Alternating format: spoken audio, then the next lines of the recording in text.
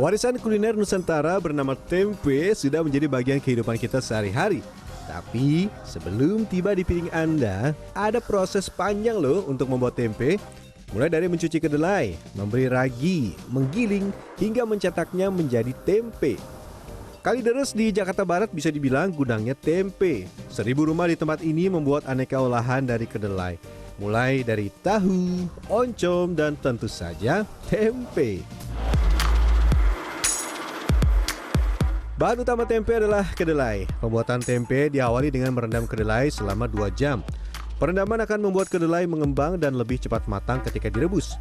Kedelai kemudian direbus selama 3 jam atau hingga mendidih.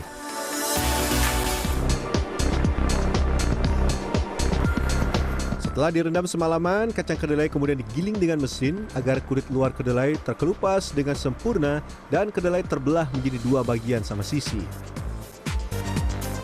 Seluruh kedelai harus habis dalam 1 siklus produksi. Jadi, jangan sampai ada kedelai yang tersisa untuk produksi tempe selanjutnya, atau tempe akan menjadi rusak.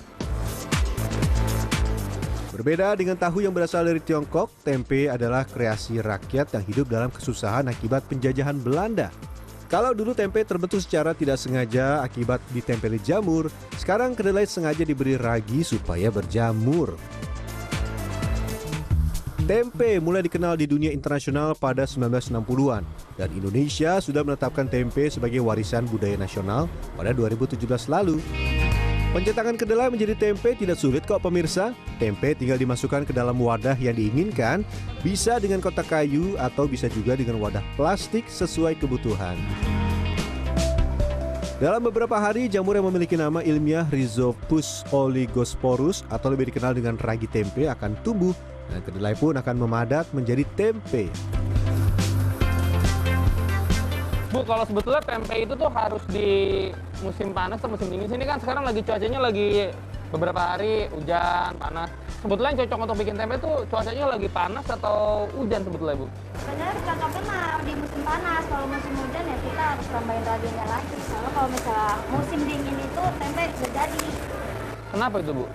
Kalau misalnya musim di tempe dingin itu dia nggak bakalan meragi, raginya nggak bakalan menjamur kayak gitu, nggak bakalan jadi kalau di musim dingin. Berarti harus tambah raginya ya? Misalkan Bu, dengan ragi jumlahnya yang sama. Kalau musim panas 2 hari. Kalau musim dingin atau lagi musim hujan? Kalau ditambah lagi. Kalau nggak ditambah misalkan itu berapa hari? Aku bisa nambah hari lagi. Berapa hari biasanya? Nggak bakalan jadi juga, bisa jadi tuh. Malah bisa sampai nggak jadi? Nggak bakalan jadi kalau nggak ditambah lagi. Meski masih mengolah 1 ton kedelai menjadi tempe setiap produksi, jumlah hari kerja para produsen tempe berkurang drastis selama pandemi. Jika sebelumnya mereka dapat 5 kali memproduksi tempe dalam 1 minggu, saat ini 2 hingga 3 kali saja.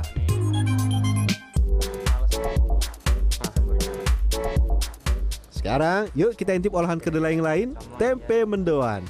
Kedelai yang digunakan untuk membuat tempe mendoan sama dengan tempe biasa. Begitu juga dengan raginya.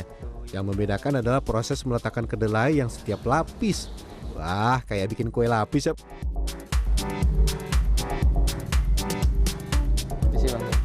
Nah, tempenya sudah jadi deh. Tempe dijual dengan harga bervariasi tergantung ukuran. Tapi biasanya antara Rp5.000 hingga Rp15.000. Nah, ternyata sebelum sampai ke meja makan, ada perjalanan panjang yang harus dilakukan selama berhari-hari. Rian Fernando, Dwi Agung, Jakarta.